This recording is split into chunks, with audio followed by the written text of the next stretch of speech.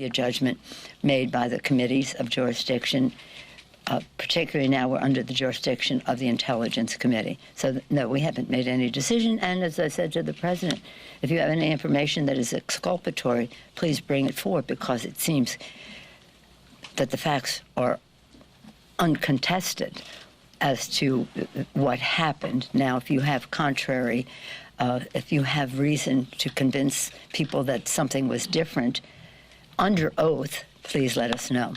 Yes, sir. Before you sort of fully embraced the impeachment inquiry and announced it, you said one of the reasons you were cautious about it was because the process you knew would be long, arduous, and divisive. And it turns out that you were, in fact, right. And it seems as if... I don't think it's that long.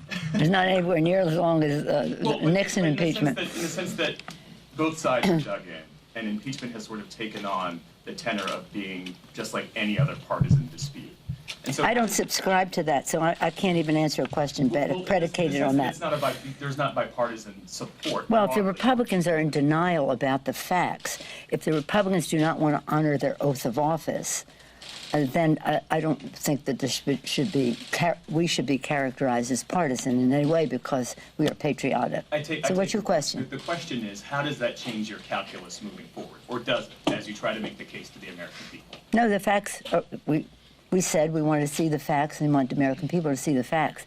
Whatever decision is made, and it has not been made yet, whatever decision is made to go forward will be based on our honoring our oath of office, not on the resistance to the truth of the Republicans on the other side. I think the sad tragedy of all of this is the behavior of the president and the defense of that behavior by the Republicans. Yes, sir. Madam Speaker, on a different subject. Trade. What additional guarantees are needed on USMCA to secure enforceability, number one? Yeah. And number two, recently you said that you thought a breakthrough with Ambassador Lighthizer was imminent. Could be. Could be. Still the case today after your meeting with Richard Trumka and your press statement with the chairman, Richard Neal? Yeah. A couple of days ago. I appreciate that. Yeah, thank you for referencing the statement with Richard Neal, because it had clarity. Was it like one sentence?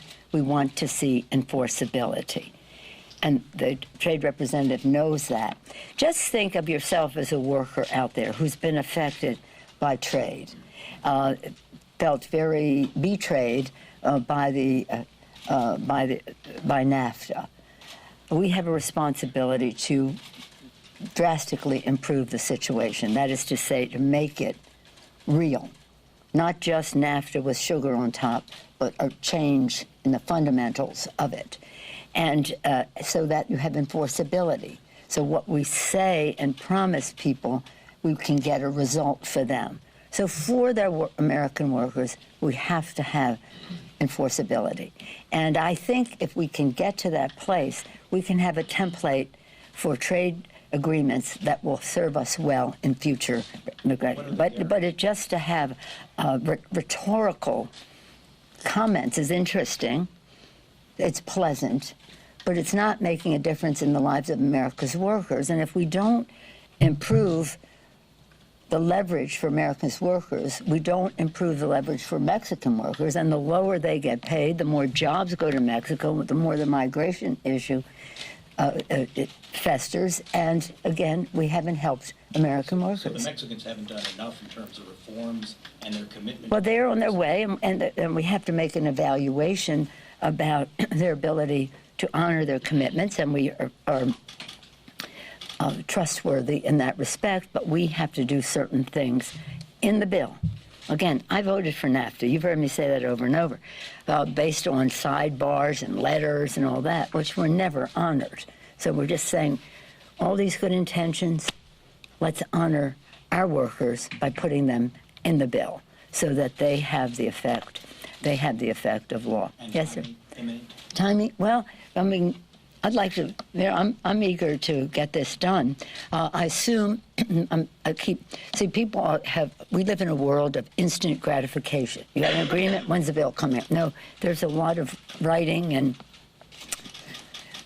conversations with Canada, with Mexico on the basis of what we might come to agreement on in terms of a change in the actual treaty and the actual agreement. So it will take time to write and then to bring to the floor.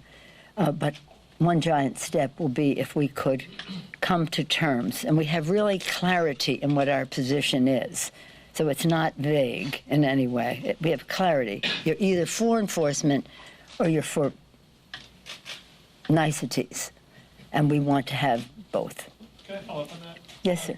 Oh, yeah, you asked about it this morning. Right. Do you need to get a deal this week with Lighthizer in order to vote in the House in December, or could you still come back and work on this after Thanksgiving? Well, we certainly have to make progress today. Again, I keep telling the freshman class, this is about legislating, and it takes time. You need, in most cases, a CBO report. You have to make sure that the committees of jurisdiction have all signed off so that you can strongly go to the floor. I'm not even sure if we came to an agreement today that it would be enough time to finish, but it just depends on how much agreement we come to.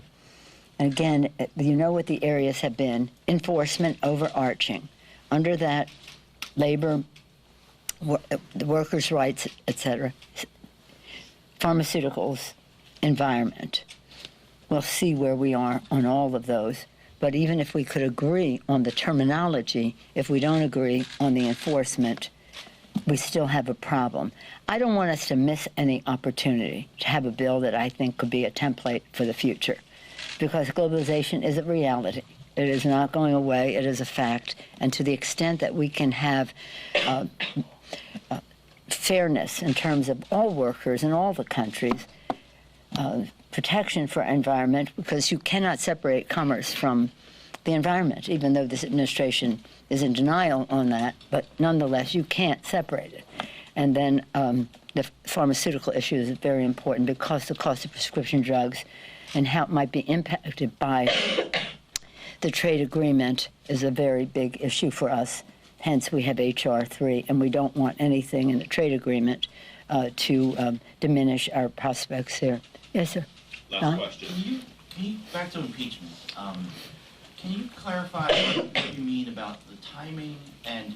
No, I can't, because there's no time. I don't know anything. Are you suggesting that you would actually sort of pause and have all of these legal cases play out? No, I never said that. Absolutely not.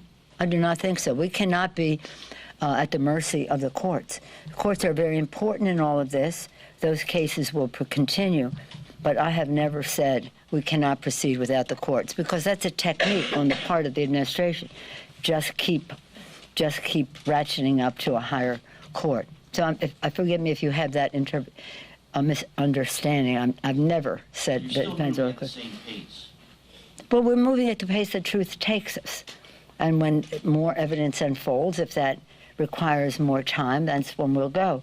But if it is in fact a question of the committee saying, I think that as you ask your question, how much more do you need to know? It's so self-evident and the rest. Okay, if the other side has a counter to it, under oath, the president can come submit his counter to that under oath. One word from a woman. Thank you. In light of Norman Sondland's testimony yesterday, Yes. Do you think the House should do everything it can to acquire testimony from people like Mick Mulvaney, Mike Pompeo, and John Bolton before moving forward to drafting articles of impeachment? Well, I think I answered that question just now, because that's all in the court. That's all in the court about whether the Congress, as the court has declared in the case of Richard Nixon unanimously, the Congress has the right to subpoena and inquiry, and they should be coming before us. They keep taking it to court, and no, we're not going to wait till the courts decide. That might be information that's available to the Senate in terms of how far we go and when we go. But we can't wait for that, because again, it's a technique. It's obstruction of justice. Obstruction of Congress. So we cannot let their further obstruction of Congress be an impediment to our honoring our oath of office. Thank you all. Thank you. Bye-bye.